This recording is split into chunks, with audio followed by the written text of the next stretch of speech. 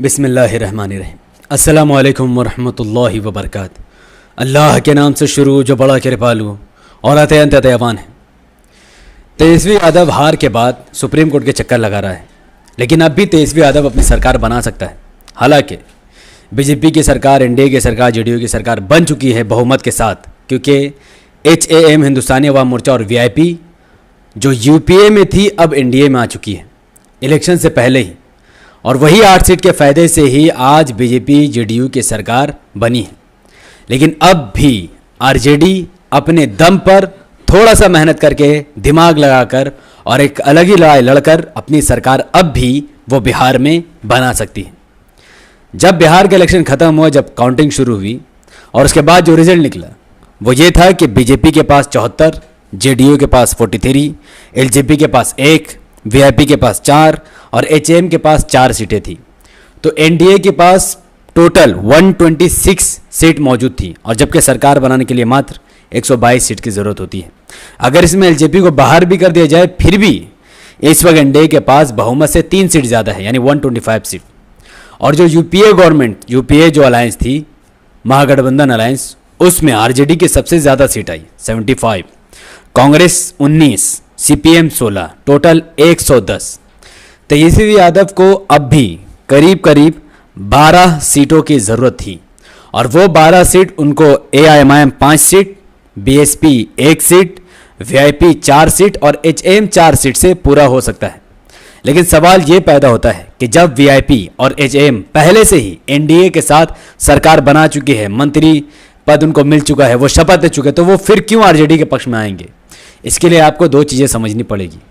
पहली बात, जब RJD अभी ये लड़ाई, तेजस्वी यादव अभी अकेले ये लड़ाई लड़ रहा है कि उसका कम से कम महागठबंधन में 130 सीटें होनी चाहिए, तो वो इलेक्शन कमीशन पर, EVM पर कई सारे सवाल खड़े कर रहा है अकेले, और अपनी ताकत के बुनियाद पर वो सुप्रीम कोर्ट भी जा रहा है और बिहार के लोगों से अपील भी कर रहा है। लेकिन मेरा मानना यह है कि आप सिस्टम में होकर सिस्टम के अंदर की बुराई ख़त्म नहीं कर सकते जब तक आपके अंदर सत्ता की ताकत नहीं आ जाती है। इस वक्त सत्ता बिहार या सेंट्रल में बीजेपी यानी NDA के हाथ में है, तो सब कुछ वो अपने हिसाब से करा रहा है। लेकिन अगर तेजस्वी यादव सत्ता अपने हाथ में नहीं लेंगे तो वो इलेक्शन कमीशन या EVM पर कोई सवाल नहीं खड़ा कर सकते। ये सब बेमायने चल जाएगा। जिस सुप्रीम कोर्ट की तरफ तेजस्वी यादव रुख कर रहे हैं वो सुप्रीम कोर्ट है कि जब अर्नब गोस्वामी की बात आती है तो वो उसको बाहर कर देता है, उसको जमानत दे देता है। लेकिन जब बात आती है सर वरवरा राव की, जो करीबन 2 साल से वरवरा राव साहब जेल में हैं, इसलिए जेल में हैं क्योंकि वो सरकार के खिलाफ लगातार बातें कर रहे थे, सरकार के घोटाले लोगों को बता रहे थे, लोगों को जागरूकता अभियान से जोड़ रहे थे। सरकार ने गुस्से में आकर उन पर UAPA लगाकर सर वरवरा राव को अंदर, जेल के अंदर कर दिया। पिछले 2 साल से वो जेल के अंदर हैं। 60 साल से भी ज़्यादा जिस शख्स का एज है, बिना किसी जुर्म के, बिना किसी क्राइम के, बिना किसी वारदात के उसको जेल में भर दिया गया UAPA के कारण। लेकिन सुप्रीम कोर्ट उनकी सुनवाई को तैयार नहीं है, कोई उनकी बात नहीं कर रहा। लेकिन अर्नब गोस्वामी, जिस पर सीरियस मर्डर क्राइम के चार्जेस लगे हुए, जिसकी वजह से पुख्ता सबूत के बुनियाद पर महाराष्ट्र की पुलिस कहती है इसकी वजह से 2 लोगों ने सुसाइड कर लिया, ब्लैकमेल के थ्रू और कई सारे थ्रू, तो ऐसे लोग जब सुप्रीम कोर्ट पर्सनल लिबर्टी के नाम पर उसको जमानत देती है तो इस पर क्या बिलीव करना। तो अब भी मैं कहता हूं कि तेजस्वी यादव NDA की सरकार गिरा सकती है और अपनी सरकार बना सकती है। एक फॉर्मूला मैंने पिछली वीडियो में दिया था 4 डिप्टी CM का, लेकिन अभी जो मेरे पास फॉर्मूला है वो मैं अभी थोड़ी देर में आपको बताऊंगा। मैंने पिछली वीडियो में कहा था कि अगर RJD 75 seat, Congress 19 seat, CPM 16 seat से 110 सीटें होती हैं। अगर RJD MIM से मदद मांगे 5 सीट की, BSP से मदद मांगे 1 सीट की, VIP से मदद मांगे 4 सीट की और HAM से मदद मांगे 4 सीट की, तो इस वक्त बीजेपी, माफ करना, RJD के पास टोटल 124 सीट हो जाएगी, यानी बहुमत से 2 सीट ज़्यादा। लेकिन फिर सवाल खड़ा होता है कि HAM यानी जीतनराम मांझी साहब की पार्टी और VIP पार्टी क्यों RJD का साथ देगी। तो एक फॉर्मूला तो यह है कि तेजस्वी यादव खुद CM बनकर 4 डिप्टी CM खड़े कर दे। एक डिप्टी CM वो जीतनराम मांझी साहब को बना दे, दूसरा VIP के प्रमुख जो हैं उनको बना दे, तीसरा कांग्रेस से एक को बना दे और चौथा अख्तरुल इमान साहब MIM से एक CM बना दे। तो इस तरीके से दलित का एक डिप्टी CM, माफ करना, डिप्टी CM, 4 डिप्टी CM, तो एक दलित का डिप्टी सीएम होगा जो अपनी कौम की आवाज़ को आगे रखेगा, एक मुसलमानों का डिप्टी सीएम होगा जो कौम की आवाज़ को आगे रखेगा, एक ब्राह्मण का डिप्टी सीएम होगा जो कि अक्सर कांग्रेस की पार्टी है वो अपने आगे बात रखेगा, और एक वीआईपी का सीएम हो जाएगा जो अपनी बात वो रखेगा, डिप्टी सीएम। तो एक सीएम 4 डिप्टी सीएम फॉर्मूला के साथ साथ तेजस्वी यादव अपनी सरकार बना सकते थे, लेकिन अब बहुत देर हो गई है क्योंकि ये फॉर्मूला बीजेपी ने पहले ही यूज़ कर लिया है। इसीलिए बीजेपी ने अपने पार्टी के नेताओं को बरकरार रखने के लिए 2 डिप्टी सीएम खड़े कर दिया और एक सीएम खड़ा कर दिया है। हालांकि मैंने 4 का ऑप्शन आरजेडी को समझाया लेकिन उसको समझ में नहीं आया, देर हो गई उससे। तो अब अंदर ही अंदर काफ़ी हड़कंप है क्योंकि बीजेपी जेडीयू को दबाने की कोशिश कर रही है। जेडीयू को मात्र 43 सीट मिला है और उससे कहीं ज़्यादा 30 सीट 31 सीट ज़्यादा बीजेपी को मिला है। इसीलिए बीजेपी मंत्रालय में कब्जा कर रही है। इस वक्त जेडीयू को 6 मंत्रालय दिए गए, वही बीजेपी को 7 मंत्रालय दिए गए हैं। यहां तक कि जो स्पीकर है वो भी बीजेपी हड़प चुका है। एक सीएम नीतीश कुमार को बनाकर 2 डिप्टी सीएम बीजेपी की तरफ से बनाया गया है। तो अंदर कहीं ना कहीं काफ़ी ज़्यादा खलबली है। जीताराम मांझी साहब के बेटे को मंत्रालय दिया गया है, यहां तक कि वीआईपी के भी एक सीट को एक इंसान को मंत्रालय दिया गया है। लेकिन अब भी मैं कहता हूं तेजस्वी यादव अपनी सरकार बना सकता है। एक और तरीका है जिससे जीताराम मांझी साहब और वीआईपी पार्टी खुद आरजेडी का चलकर समर्थन करेगी। वो ये फॉर्मूला है कि तेजस्वी यादव अपना अहंकार को दूर रख के अपना जो सीएम बनने की उसकी ख्वाहिश है उसको थोड़ा मारकर, मैं समझता हूं हर युवा जो किसी न किसी पॉलिटिकल समाज से जुड़ा हुआ है, यहां तक कि अगर उसका बाप सीएम रह चुका हो या उसका चाचा सीएम रह चुका हो तो उसको सीएम बनने का ख्वाब बहुत ज़्यादा आता है। ये नेचुरल है, मैं इसमें कोई गलत बात तो नहीं कह रहा कि ये बहुत गुनाह है। ये नेचुरल चीज़ है कि उसके अंदर आ जाता है कि मुझे भी सीएम बनकर वैसे काम करना जैसे मेरा बाप ने किया। तेजस्वी यादव को 2 मिनट सीएम पद को पीछे रखकर, सीएम के ख्वाहिशात को, चीफ मिनिस्टर मुख्यमंत्री की जो उसके अंदर ख्वाहिश है उसको पीछे रखकर उसे जीतनराम मांझी से 4 सीट का समर्थन मांगकर सीएम पद उसके हाथों में सौंप देना चाहिए। तो जीतनराम मांझी साहब अगर सीएम बन सकते हैं, तेजस्वी यादव बना सकते हैं, तो फिर क्यों ना ये काम हो सकता है। एक बार ऑफर तो देकर देखा जाए, क्योंकि अगर जीतनराम मांझी साहब पहले भी सीएम रह चुके हैं, नीतीश कुमार की वजह से ही उनको सीएम से हटा दिया गया था, तो फिर वही जीतनराम मांझी जिनका सोच विचार महागठबंधन से मिलता है, सेक्युलरिज्म से मिलता है, दलितों से मिलता है, ब्राह्मणों से अलग है, तो फिर वो क्यों ब्राह्मणों की पार्टी के साथ वो सरकार बनाएगा। तो अगर तेजस्वी यादव जीतनराम मांझी साहब को सीएम का ऑफर दे और उनसे 4 सीट ले ले तो आरजेडी के पास मात्र 2 सीट या 3 सीट की जरूरत पड़ेगी। और एमआईएम के एक वो मंत्रालय दे दे एमआईएम को, बीएसपी को सपोर्ट में ले ले और वीआईपी को कहे कि आपके एक शख्स को, एक एमएलए को डिप्टी सीएम बना दे। तो एक फॉर्मूला तो 4 डिप्टी सीएम का और खुद सीएम बनेगा तेजस्वी यादव। दूसरा फॉर्मूला है कि खुद तेजस्वी यादव सीएम पद से पीछे हटकर जीतनराम मांझी साहब को सीएम बना दे और वीआईपी पार्टी के जो प्रमुख है उनको डिप्टी सीएम बना दे और मंत्रालय में से एक मंत्रालय एमआईएम को दे दे, बाकी तमाम मंत्रालय पर खुद कब्जा कर ले।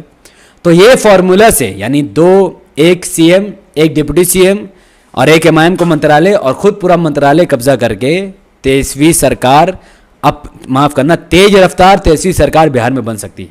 लेकिन ये तभी होगा जब आपको बात करेंगे। देखिए, जीतनराम मांझी साहब जब पहले से यूपीए में थे, यानी कांग्रेस के साथ, आरजेडी के साथ अलायंस में, तो क्या ऐसी वजह रही होगी कि उन्होंने यूपीए को छोड़कर एनडीए को अपनाया? क्योंकि उनको सीट नहीं मिल रही थी, उनको जो डिमांड था वो पूरा नहीं हो रहा था, उनके अपने लड़के को भी उनको जिताना था। तो जब तेजस्वी यादव ने उस वक्त उसको लगा कि मैं अकेला ही सब कुछ कर सकता हूँ, मुझे इनका सपोर्ट ही नहीं चाहिए, तो तेजस्वी यादव को कांग्रेस ने ही गुमराह कर दिया। कांग्रेस ने तेजस्वी यादव को यही सलाह दी कि आप जीतनराम मांझी से मत करो अलायंस, आप वीआईपी से अलायंस मत करो, आप एमआईएम से अलायंस मत करो। ये जो अलायंस ना करके जो सीटें बचे वो कांग्रेस ने हड़प ली। तो तेजस्वी यादव की सबसे बड़ी गलती है कि वो कांग्रेस को साथ लेके फिर रहा है। कांग्रेस को उसने 70 सीटें दी, हालांकि कांग्रेस इस लायक ही नहीं कि उसको 70 सीट दी जाए। बदले में कांग्रेस ने 70 में से 19 सीट ही मात्र हासिल की। 51 सीट, 51 सीट कांग्रेस की जगह बीजेपी जीत गई।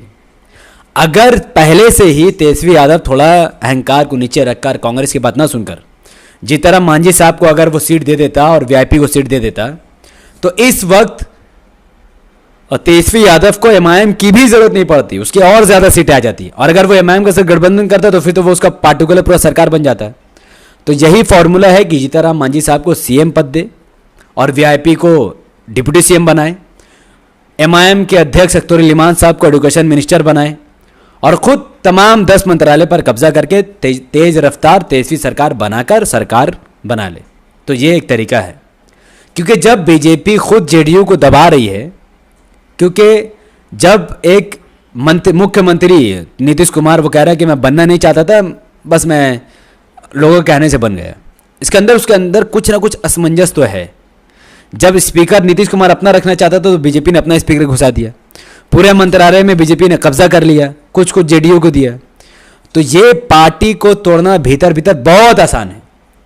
अगर आप, एक चीज़ शायद आपको पता नहीं है, अगर कोई एमएलए अपना पार्टी छोड़कर किसी पार्टी ज्वाइन करता है जीतने के बाद, तो इलेक्शन कमीशन उसे वहाँ से हटा देती है, फिर वहाँ पर री इलेक्शन होता है, और जो इलेक्शन होता है फिर वहाँ दोबारा सीट में आप उम्मीदवार खड़ा करके इलेक्शन लड़ो, यानी उसका तो अस्तित्व खत्म। लेकिन जब कोई पार्टी किसी पार्टी को समर्थन दे तो वहाँ पर री इलेक्शन नहीं होता है। तो आज अगर जीतनराम मांझी साहब सीएम बनना चाहते हैं और आरजेडी से ज्वाइन करना चाहते हैं, ज्वाइन नहीं करना, उनको सिर्फ अपना 4 सीट का समर्थन तेजस्वी यादव यानी आरजेडी को देना है, और वीआईपी को भी अपना 4 सीट का समर्थन आरजेडी को देना है, महागठबंधन को देना है। तो ऐसा होगा कि सरकार भी बन जाएगी और कोई री इलेक्शन का झमेला ही नहीं बचेगा। एक सीएम है, डिप्टी सीएम, एक एमआईएम को मंत्रालय और बाकी तमाम काम हो जाएगा। तो ये एक तरीका है। लेकिन उसके लिए तेजस्वी यादव जो सुप्रीम कोर्ट जा रहा है, हाई कोर्ट जा रहा है, लोगों से कह रहा है, वो सिस्टम के अंदर तो है लेकिन सत्ता से बाहर है। तो इस चीज़ को आपको समझना पड़ेगा।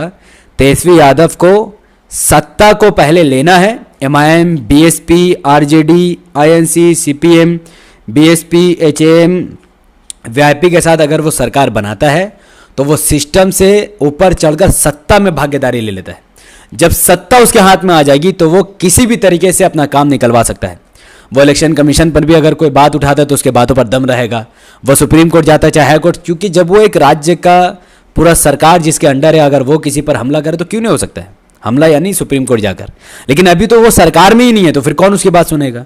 तो पहले तेजस्वी यादव को सत्ता हासिल करनी चाहिए, एमआईएम से मिलकर, बीएसपी से मिलकर, एचएएम से मिलकर, वीआईपी से मिलकर, तमाम लोगों के साथ मिलकर सत्ता हासिल करने के बाद फिर उसको जो भी निर्णायक फैसला या जिस किसी के साथ उसे जो भी करना वो करे, लेकिन सत्ता हासिल करने के बाद।